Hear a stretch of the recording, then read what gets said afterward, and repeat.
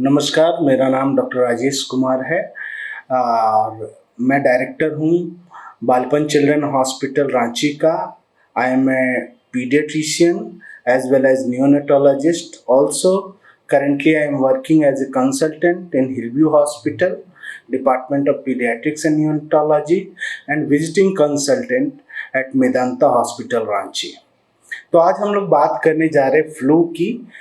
जैसे ही मौसम में बदलाव आना शुरू होता है तो बच्चों के जो पेरेंट्स होते हैं वो इस बात को लेकर परेशान हो जाते हैं कि अपकमिंग जो चेंज ऑफ वेदर होगा उसके अंदर फ्लू की शिकायत आएगी। तो आखिर ये फ्लू है क्या? बेसिकली फ्लू एक वायरल बीमारी है जो आमतौर पर बच्चों में काफ़ी कॉमनली देखी जाती है।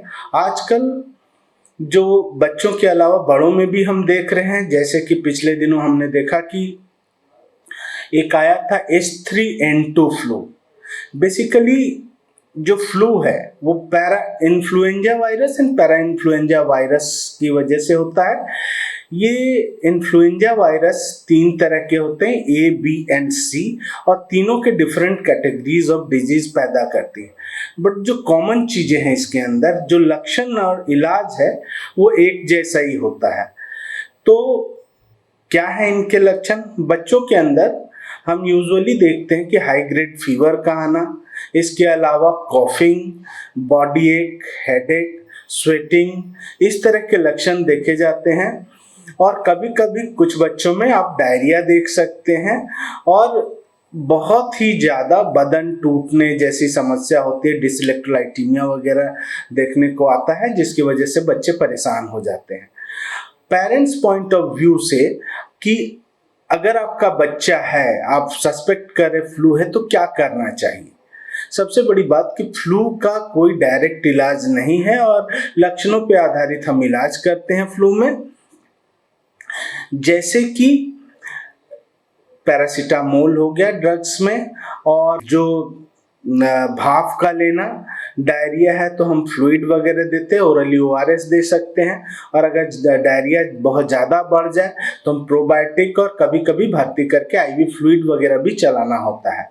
पहले ये जो इन्फ्लुएंजा होता था ये शॉर्ट ड्यूरेशन का देखा जाता था, पर अभी जो इन्फ्लुएंजा हो रहा है ये 3 से 4 वीक तक रह सकता है।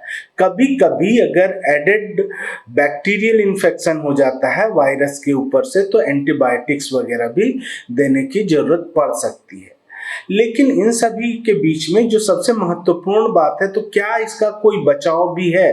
जी हाँ, इन्फ्लुएंजा से बचाव के लिए टीके हैं और जो 6 महीने के बच्चों से शुरू हो जाता है। 6 महीने की उम्र से 6 महीने पे पहला टीका लगता है, अब 1 महीने के गैप पे दूसरा टीका लगता है। तो 6 और 7 महीने पे 2 टीके लगते हैं, जिसको प्राइमरी इम्यूनाइजेशन कहते हैं। और एन्युअली यानी साल में एक बार टीका 5 साल की उम्र तक बच्चों को लगाया जाता है। ये IAP का भी रिकमेंडेशन है। तो सबसे पहले हम बचाव की तरफ ध्यान दें। अपने जो छोटे बच्चे हैं, 5 साल तक के बच्चे, 6 महीने से जो 5 साल तक के बच्चे हैं उनको आप वैक्सीन दिलाएं।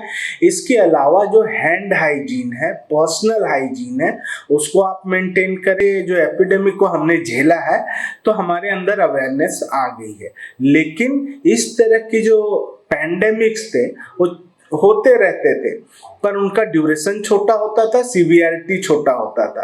कोरोना के बाद सारे पेरेंट्स अवेयर हो गए हैं और अब जो इन्फ्लुएंजा हो रहा है उसको लेकर कहीं ना कहीं अलर्टनेस ज़्यादा है, सावधानी ज़्यादा है, और हम बेटर मैनेजमेंट भी कर पा रहे हैं और वैक्सीनेशन का स्तर भी काफ़ी बढ़ा है। धन्यवाद।